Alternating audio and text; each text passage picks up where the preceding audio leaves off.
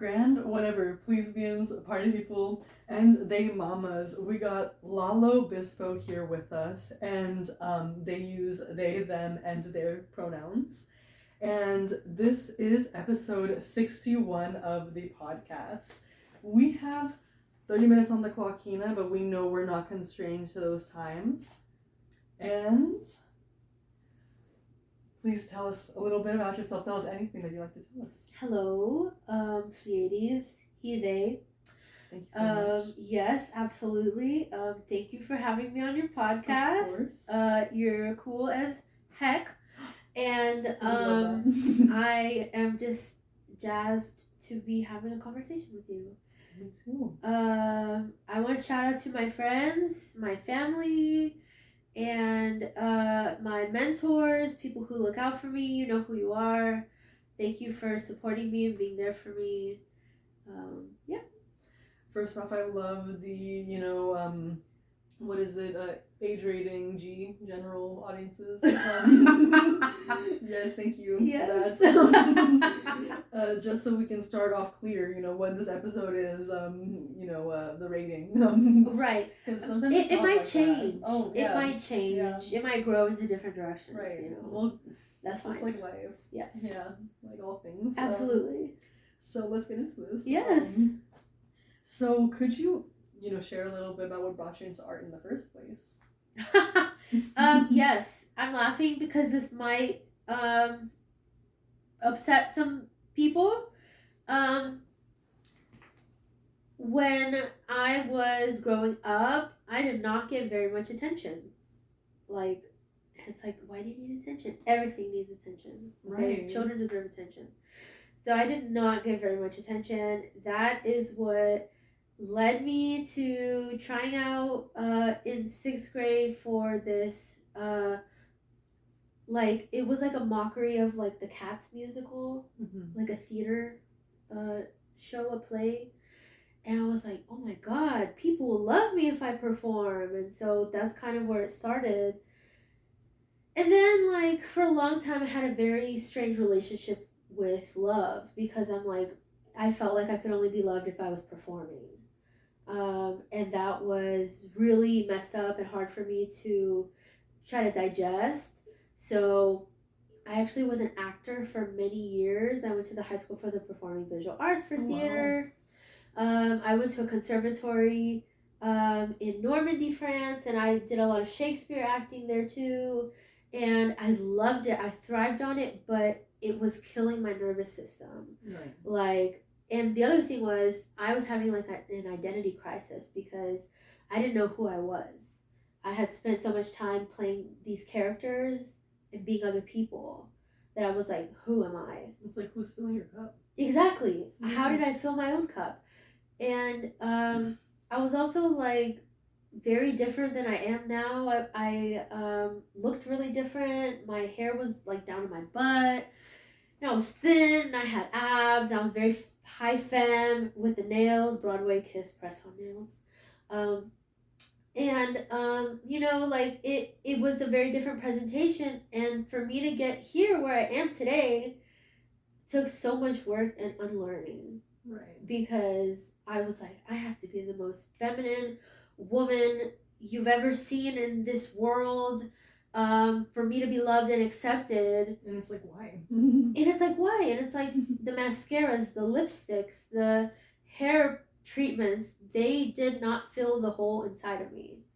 So actually, when I grew my mustache, I felt more beautiful in my entire life than I had ever felt with the push-up bras, the foundation, I'm not demonizing that stuff. Yeah. That's great stuff. It's just not for me. Yeah. And so that was kind of my journey into art. So long story short, I did theater until I was burned out. And then I was like, theater is so ephemeral. It's so temporary. You put all this work into it, all the work for dissecting the script and supporting the character and creating the world of the character, and it's so much work and a lot of internal work. And then when the show's over, what do you have to hold on to? Right. So that scared me. I'm like, am I working for nothing? Am I working for something that just disappears? And there's such a beauty in that. But I was like, I need something that I can hold on to. Mm-hmm. And that's how I got into visual art. Yeah. And so your present process, how is that impacted through like playwriting? Is there any like correlation that like you feel through like theater? Yes. If you look at my sculptures, they are highly theatrical. I create a sculpture the way that I would dissect or create a monologue. Like there's a beginning, there's an end, and there's an arc, there's a change. So the way you start is going to be different than how you end. You will be changed by the end of this. The theatricality in my sculptures, I like to make them look like sets. Mm-hmm. Like, what if they were tiny people walking around, or beings, or right. aliens, or fairies, or whoever exists or doesn't exist.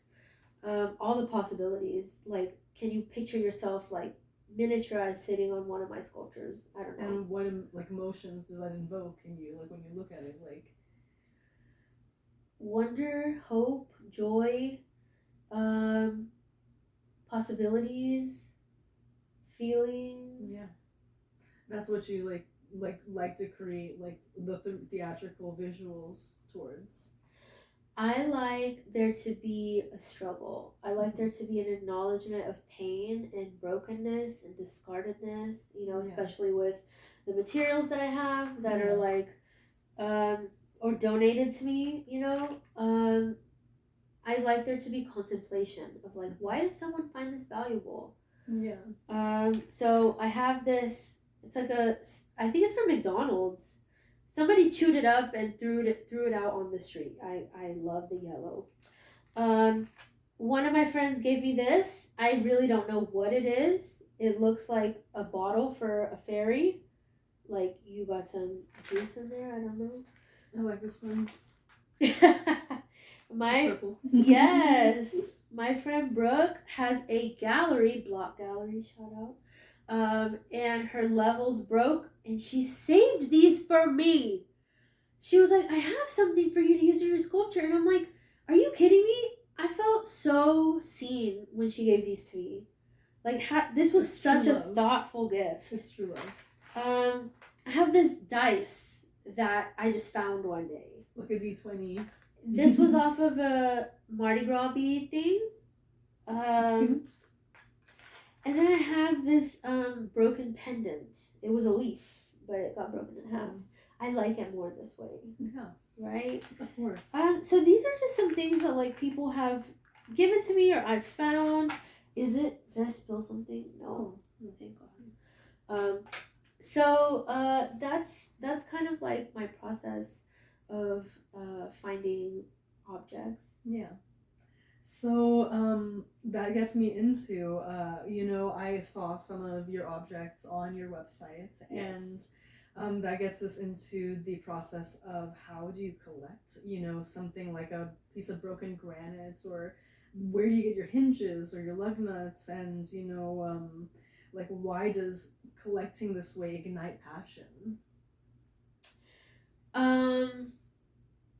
Okay, so that's a beautiful question. I love it. I like to say that I come from collectors, but in different ways. Like, my mom has this incredible eye for art and value and vintage pieces, and like, she can see a lamp and tell you, like, where it came from and how much it's worth, and like what year it was made almost. Right. And like, she sees value in things, and like it really taught me to look at things differently. Like, in this like IKEA styled world, which I'm not knocking because I do have some IKEA pieces. Like that, like cafeteria, like I can't stop. Right. I have the to snacks. Stop. Right. The snacks are great. What's that jam? Lindenberry or something? Lingonberry? I don't know. It's delicious. It's good. Yeah, it's good. But like finding objects that are made with like really heavy, dense wood, or a process that takes a really long time that people don't do anymore because it's not worth it to do anymore. Like, so it just becomes like lost material and like, yes. yeah. So I come from like antique dealers. My aunt, my uncle, he is a jewelry designer. And I like to say I'm like a failed jeweler because I inherited a lot of jewelry supplies. And like I don't think I can make anything that people would want to buy. I'd probably make really weird, ugly things, you know? I think some people would want to buy that. Maybe, right? maybe I'm gonna think about that. But like, I'm not gonna lie, I would. That'd be cool. Right. So like that's how I have like, you know, like broken gemstones and things like that. I do want to shout out Fang's Trading Post. Fang's Trading Post, Toyo Fang. And his wife Jenny. They are so incredible. That's where I get my pearls from because I try not to buy any materials. I want my art to be free. Like, if it's not immediately accessible to me, if I have to do something to get it or pay for it, it's not going to be worth it to me. Right. So the only thing I really go out of my way to pay for are the pearls. And I try to get them ethically sourced. Which means I'm not going to, like, I don't want to buy them directly from a pearl farmer, if that makes sense. Like, I want to take pearls out of circulation that have already been in existence. Maybe even broken.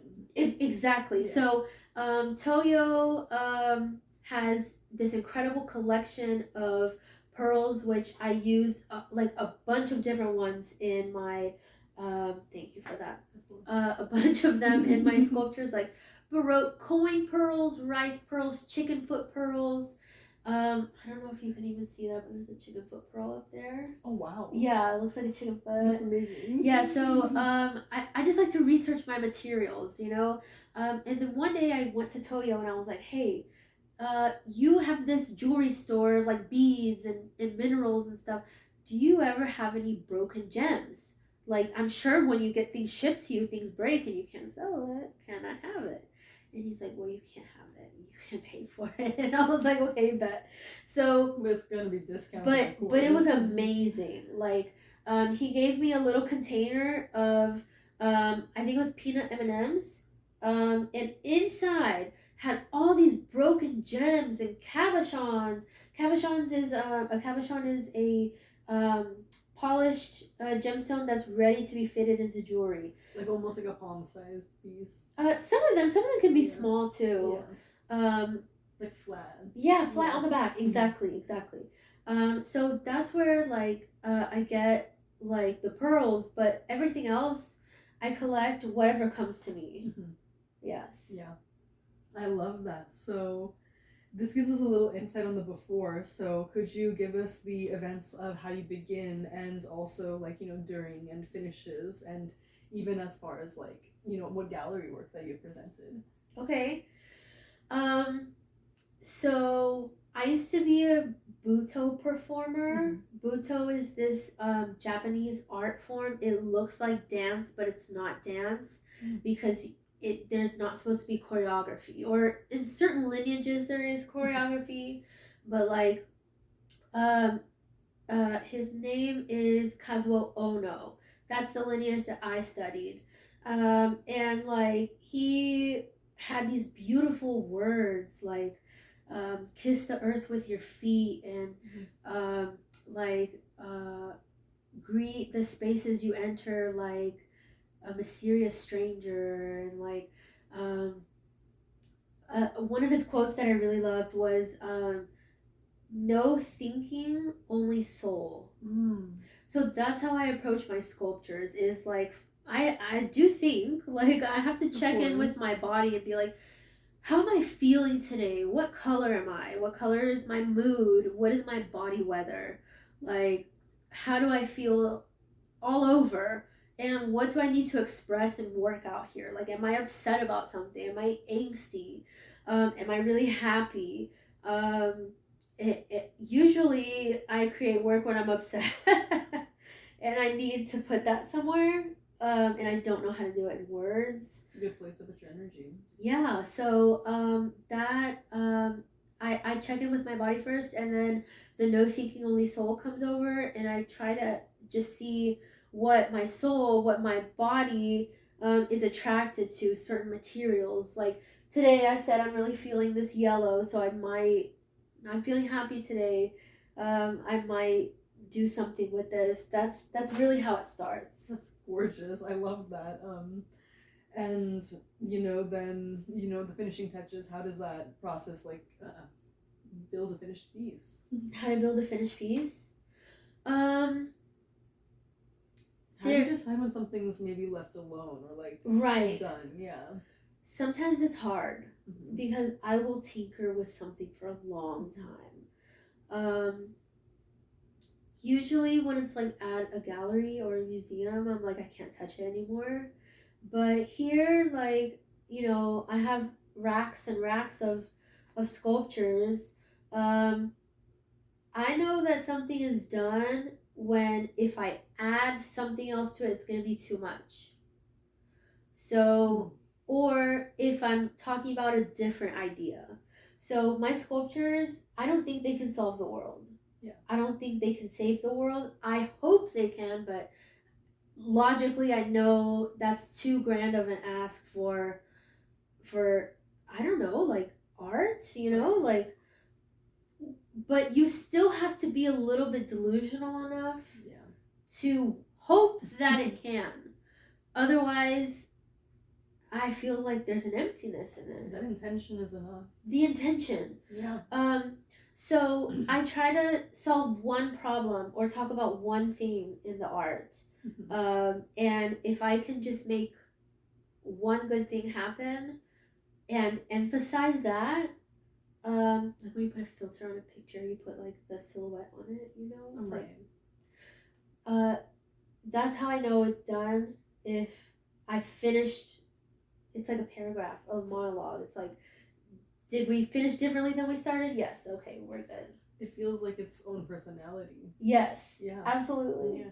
And so when you're at a gallery and you had your work displayed, do you personally on the low, do you ever feel like I wish I could add something more now? Sometimes yes, but if it's going to a gallery, I have to be happy to part with it, Right. Which something crazy about me, I guess she's crazy. You know that meme with the girl with the frozen vegetables on her head, and just like she's crazy.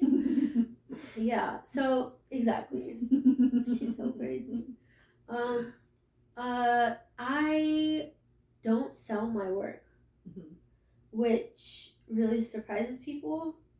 I'm a teacher, so that's where my income comes from. I don't sell my work because my hope is that a collection, I think I have 42, 43 pieces, 42, wow. 43 sculptures. I want to get to 50.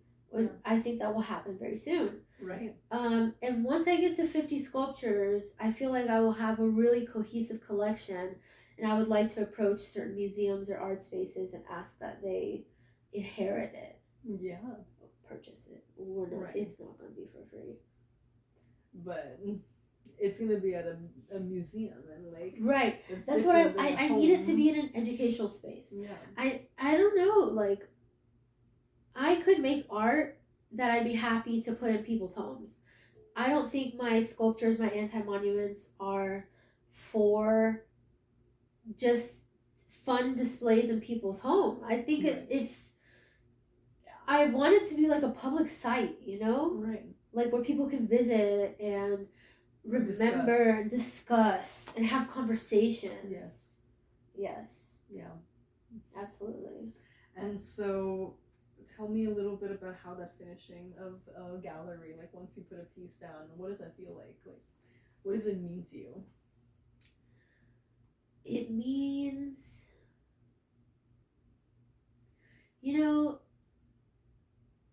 as much as I try to ignore everyone's opinion, it does feel nice to have people believe in you, my best friend Jamie, she made me very emotional one time because she makes me emotional all the time, but I was saying that like I needed this one thing to complete this project, and it was this book, and like a week later the book showed up, and like she was like, I never want anything to get in your way of being successful or of your dreams or something. And I was like, oh my god, that's crazy. Like, that was so amazingly kind. And then, like, someone I really look up to, his name's Jonathan Paul Jackson. He's an amazing soul, amazing artist, and he advocates for so many people. Like, he will literally be like, hey, I'm up here. You want to come up? Let me give you a hand. Right. Like, what? He's such an example. And, like, so I try to follow in his footsteps. Like, he really advocated for me. That's actually how I got introduced to Sarah Foltz and became represented by Foltz Fine Art, is through Jonathan. He said, hey, I think your work is cool, and I want to show it to other people. So that's how it feels when the work is at a gallery. Is like someone is believing in me right now, so I'm gonna believe in myself even more. It's life-changing. And I'm going to pour that into other people. And continue that cycle. Yes. And I actually have a meeting on Thursday with an artist that I want to introduce to the gallery. Because someone did that for me, I have to do that for someone else. Yeah, and the cycle will continue. Absolutely. Yeah. Yes. Yeah, after you, like, they'll feel that. Yes. Yeah. Absolutely. I love that.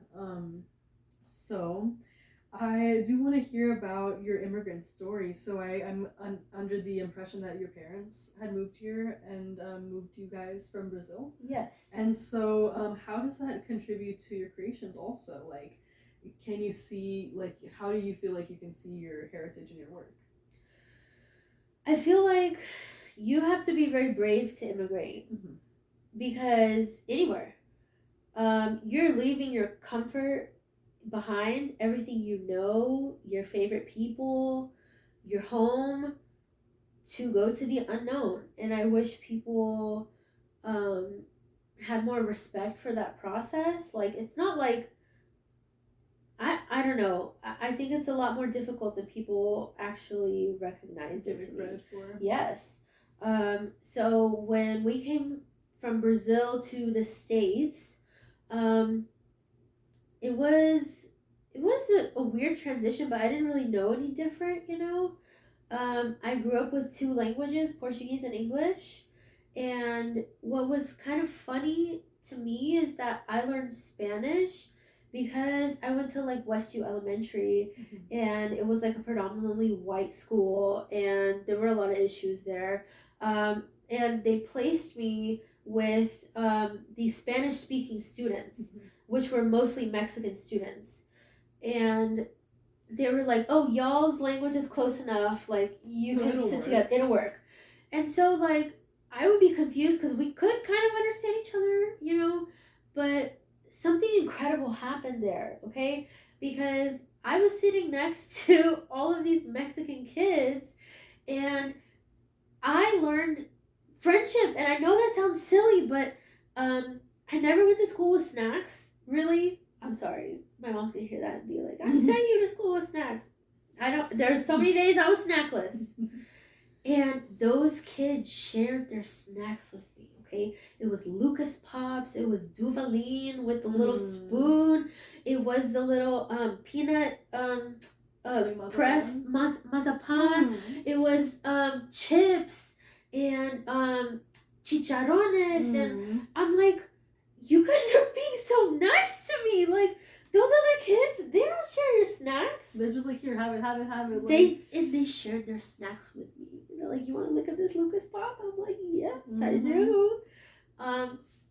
So that made me feel solidarity with like anyone who's an immigrant, you know? Right. And it has just shown me that there's going to be contrasting opinions in this world. A lot of people are so individualistic, and their perspective is so small that they really can't see beyond themselves and their own needs. And there's like so much racism in this world, everywhere. and transphobia and sexism and bigotry that it's like, you know, we all have issues. Why are you going to be a jerk about other people, how they live their lives, especially if they're not hurting you? Like, it's not your business. Like, just don't hurt anyone and like, yes, be solid. Exactly. So like, to answer your question, my immigrant journey influences my art because I had to shift my perspective. You know, like, this country hates immigrants, and even though it was built on the backs of immigrants, and like, just get on any social media and you'll see people talking about how much they love ICE and how much they think ICE is doing a good job, and it's like, those people, I don't know if they've ever experienced profound loss, because I don't think you can have empathy and side with any sort of fake agency like ICE. Yeah, I have a lot of feelings about that. But and we can go on. We can go on. There's a lot of feelings. But I just want there to be a different perspective in my work. Like, things have traveled to get here. The granite, the plastics, the metals, like, it has traveled to get here to this place. And how? Like, how? Like, there's so many questions that go behind that. Like, exactly. Yeah. So, like, even down to the food we eat, you know, like, it's like, how did we get here? Exactly. Like, who's picking your food? Right. Who's on their knees in the 100-degree sun picking your strawberries and your blueberries for you?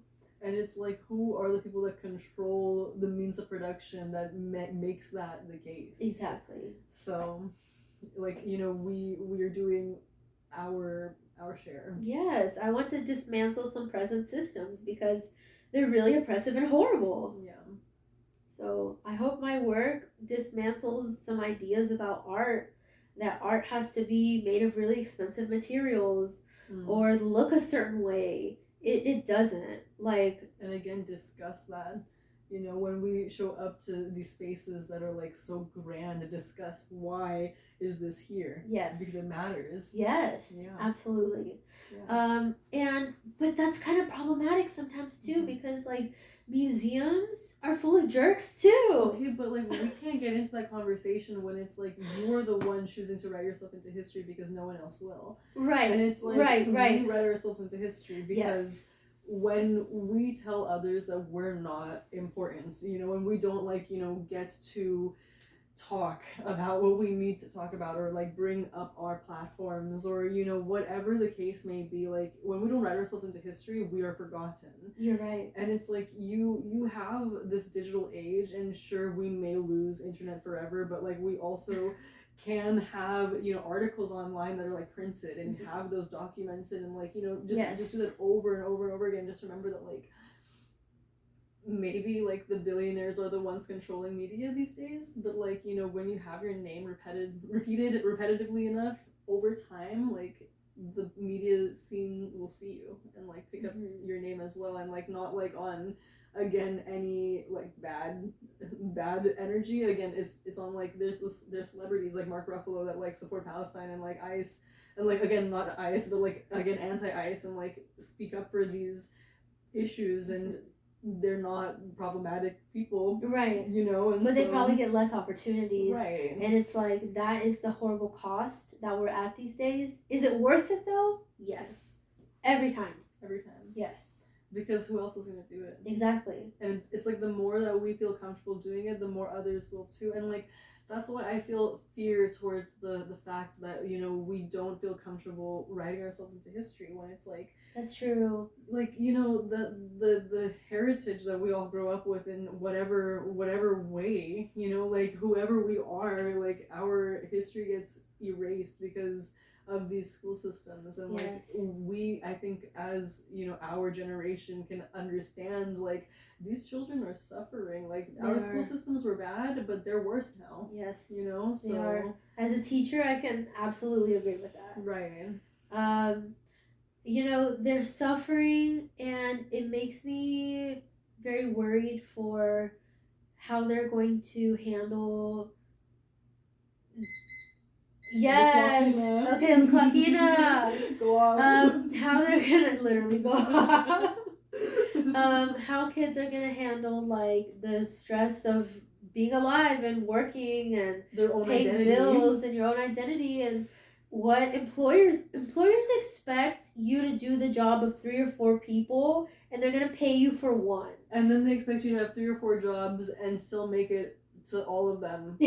Like, so it's like, you know, I follow this Instagram account called Black on Black Ed. It's this incredible, oh my god, not only is she an incredible orator and teacher, she's an incredible thinker, and she's like, we need to revolutionize education. And one of those ways is to see rigor as a gift. And I'm like, hold on, what about the kids who are struggling and things like that? But what she was really saying is like, when you tell someone that they can do more than they expect, you should also be helping them realize that. Like, here's a problem, I'm going to tell you how to solve it, you're going to solve it, and then you're going to remember that you're capable of doing this. And then this is going to show up in your life in different ways. Exactly. And in those ways that you didn't know, you'll figure it out. Exactly. So that's what I want to do. Like, I teach art appreciation, you know? And people think like, oh, that's a very silly class or whatever. We're teaching life skills in there, okay? What do you do when you see therapy? What do you do when you encounter a person who looks completely different than you, who has completely different beliefs than you, dresses differently, talks differently, behaves differently? How are you going to interact with them? That is a life skill. It matters. Because lots of these people don't know how to act.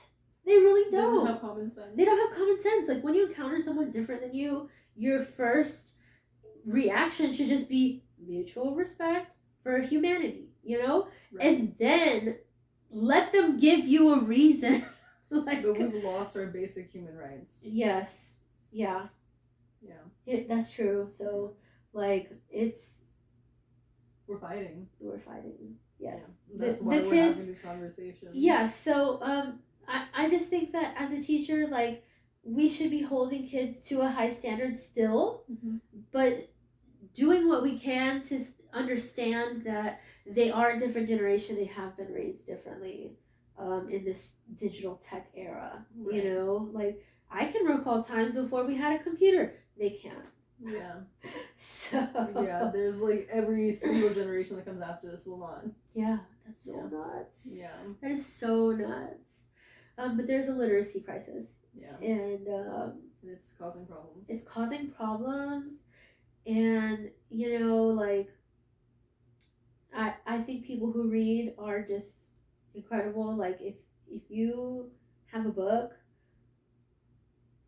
it just, I don't know, reading feels good to my brain. Yeah, it's an exercise. It's an exercise, right. So some people, I understand that's not the case. So you have to understand that too. But I just, like, I remember being so young, like, having my brain hurts, but it's like you have to get past that hurt sometimes, because it's like that mental exercise hurts until you get good at it, you know? And right. It's like, then it's like maybe not always going to hurt, but I'm gonna be honest, like, sometimes you don't read for a while and then it hurts again, you know? Right, exactly. But then you get back into it, and right. Like, that's also like exercise. Like, yes, it's okay that it hurts sometimes. Yes, creativity is a muscle. So sometimes, like, right, when I haven't made a sculpture in a while, I'm gonna make really horrible sculptures for a week. Or sometimes it's horrible to me, but that's okay also if it's not horrible to others. Like, you right, know? right. I guess, like, for me, I'm gonna make sculptures that aren't clear, aren't defined, don't have a starting ending point. Maybe like, don't meet your needs. They don't meet my needs. Yeah. There we go. But you have to push past the discomfort, because then saying. There will be a piece that meets your needs. Yes. Yeah. Exactly. Yeah, and I feel that same way with art. Yes. Yeah. And I think that gets us to the question of how does queer identity contribute to your art, and, you know, like, what does it mean for you? Like, I mean, you know, we're both queer, and, like, it means a lot to both of us. So yes. I would love to hear, like again, I think this is, like, again, entirety of the conversation that we're talking about. Yeah. So like, you know, we've been building up to this moment. Right. Yeah. I think queerness is a huge blessing. Mm-hmm. I think it is a gigantic blessing for my life. I am so blessed to be queer because I get to see the world differently. I get to see beauty in places that people have deemed trash. Right. And or invaluable or unvaluable, you know.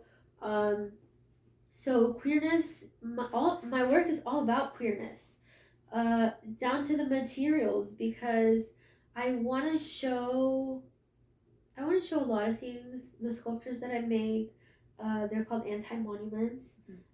They're the opposite. I aim for them to be the opposite of traditional monuments. They're not gigantic. They don't take up your entire line of sight.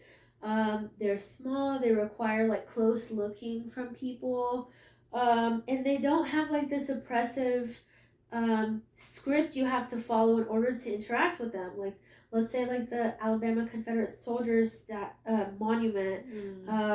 You know, like it's huge. You're literally looking up to it. You know, it's looking down upon you, and it's like, terrifying. If that stuff disappears tomorrow, we'd all be happy. All of this. Yes. With the exception of the few people that are like, that's my history. That's my bigots. Southern pride.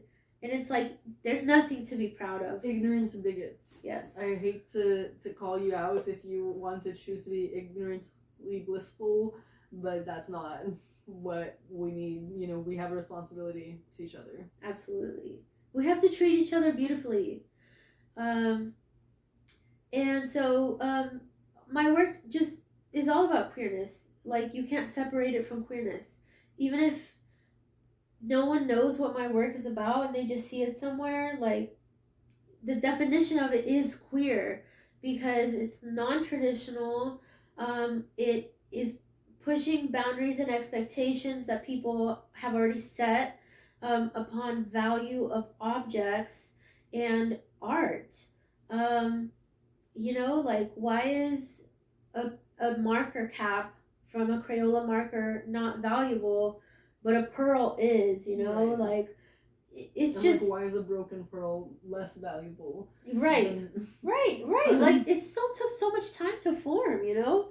And, you know, pearls represent queerness in a lot of ways to me. I feel like I didn't discover I was queer overnight, you know? Like, it was a very long process of becoming. So that's the same way a pearl is made, you know? Like, gradual layers of, it's called nacre. Yeah. And the gradual layers make the pearls. So I feel like pearls and queerness go together. It's like, that's why it's iridescence. And exactly. Yeah, and it's like that hardness. It's like, it's almost like you're formed out of like something that's maybe treacherous, but like, yeah, you come out so beautiful anyway. Yes. Like, yeah. And like, speaking of iridescence, like, you know, like, when people say like someone is flaming gay, or like their homosexuality or their personality is so outrageously opposite of what heteronormative culture expects us to accept as normal, and it's like, don't you love iridescence though? Right. But you don't love it when people are iridescent or neon or holographic or transparent. Thank you. Right. Like, you know, I feel like it's a choice to be hateful, and in this day and age with smartphones and internet everywhere, it is still a choice to be ignorant. Yeah, it's like interesting when you have the entire world's education at your fingertips, and you still choose to be online, like, being hateful. Yeah, choosing to pick on a person based off of the way they look, or again, like we talked about, the way they dress, the way they speak, what language they speak. Exactly. You know, like, exactly. The list goes on. Absolutely. Yeah. And so that gets us to the question that I was going to ask about the value between the objects. And yes. I am glad that we expressed that, like, there's no difference between a pearl versus, like, again, maybe like a bottle cap, you know? Like, right. It's all the same at the end of the day. Like, right. they're both shiny. Yeah. You know what I mean? Yeah, and like at the end of the day, we're all matter. Right, exactly. Like we're not able to be gone through unless we're liquid, and like in that way, like that's water. Exactly. So the question is to talk about the value of objects. Yes, if you'd like to express yourself. I think society obviously it really devalues queer people. The same way that society devalues and discards a lot of materials, like all of the materials that I use in my sculptures. You can see it on my website or on my socials, and like it's a perspective problem. So that's what I want the conversation to be about. Like, why is this artist using things I would throw away? Right. It's like, why are you gonna throw that away? Sure, like you don't need it, okay, but it can be recycled. It can have a second life. Why are you questioning it as art? Right, exactly. So I want to talk about the value of people, because if you can see value in something someone else has said is trash, you can always see value in yourself. Like, wow. And you have to see value in yourself.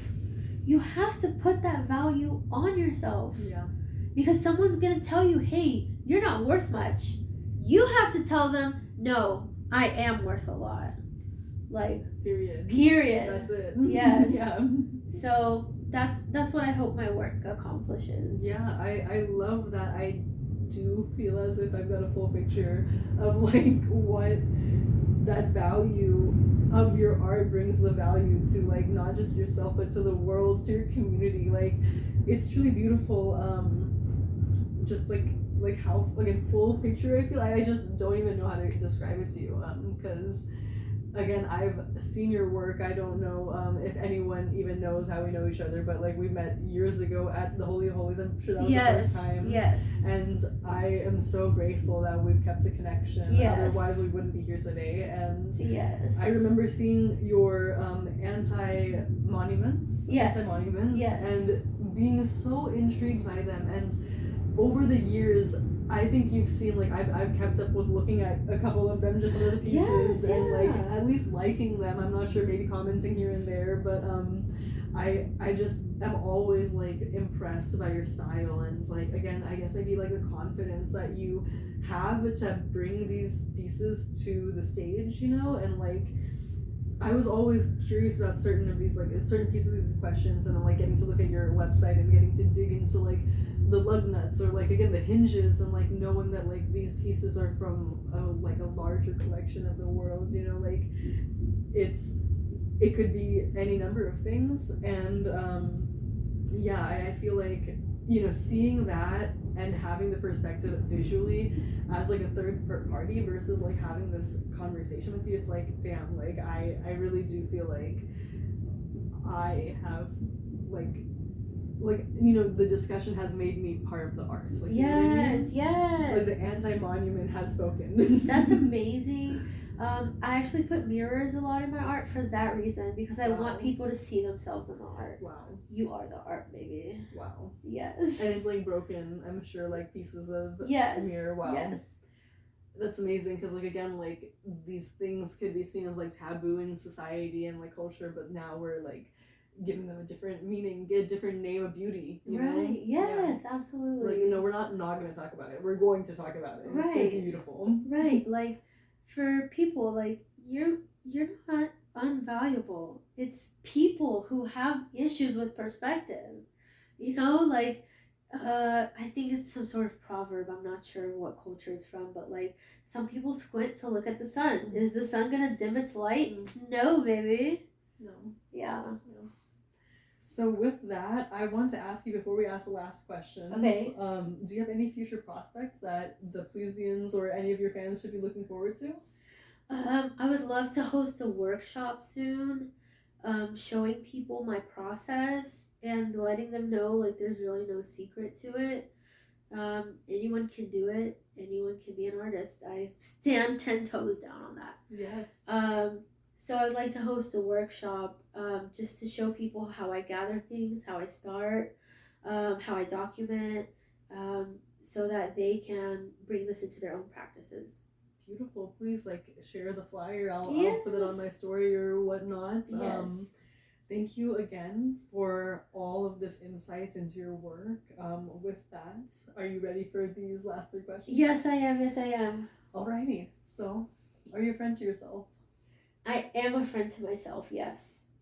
I am a friend to myself, and I think I also rely on my other friends because sometimes I need to hear hard things, and they're the ones who are going to deliver it in the best way. Mm-hmm. So I'm a friend to myself, and I have also cultivated very good friends as well.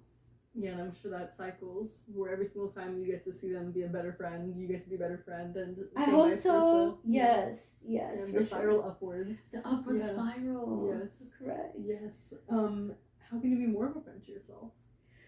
How can I be more of a friend to myself? I think I should take time out more to do things like journaling and meditation, and really trying to be more transparent with my emotions, my moods, instead of what needs to get done. I think I should spend a little more time listening to myself. Yeah. And just hearing what's going on inside. Yeah, checking in more often. Yeah. More check-ins. Yeah, more check-ins. Yeah. And we do that with our friends, so yeah, we deserve that. Yes, how are you feeling? How are you? I love being asked how are you, even if I just say I'm fine. It's oh, you care. Maybe you act like you care. I don't know. But thanks for asking. Thanks for freaking asking. It's rare these days. It is rare these days, actually.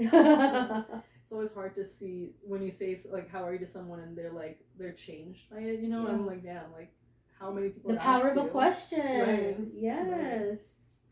Right. And how can you love yourself more? How can I love myself more? Oh my gosh. I feel like this sounds superficial, but I'm getting a haircut next week. That's gonna make me feel great. That's not superficial. You deserve to feel great. Yeah, thank you. Yes. And I think I should believe in myself and apply for more opportunities, because I know I'm a good artist. Yeah. I know that what my intention is, and I know I put in the work and the research, and I'm open-minded, and I want this work to produce a conversation that helps people. So I can take the step to believe in myself. Yeah. And I should apply to more things, and I will. And again, write yourself into history. Yes. Yeah. Yes, that would be awesome. Yeah. Well, Lalo. Yes. Thank you so much for being here. You're amazing. I'm such a fan. I've been enlightened. Every conversation brings me closer to happiness, and I'm always happy. So we're again on the upward spiral. Yes. You know? Thank you so much. Thank you so much. This was amazing. Yes, and I hope that the Pleiades can check out your work. You have your Instagram. My Instagram is Lambis, Lambis, LAMBIIS, and then the same thing again. I'm private, so just request me, because I have students who try to follow me and they're not going to. But we also have your website, which is the same thing, lambis.com, LAMBIIS. And please check out everything that you can find there. Other than that, Pleiadians, we want you to take care of yourselves. And with that, until next time. Much love. Yes, thank you. Bye-bye. Bye, Pleiadians.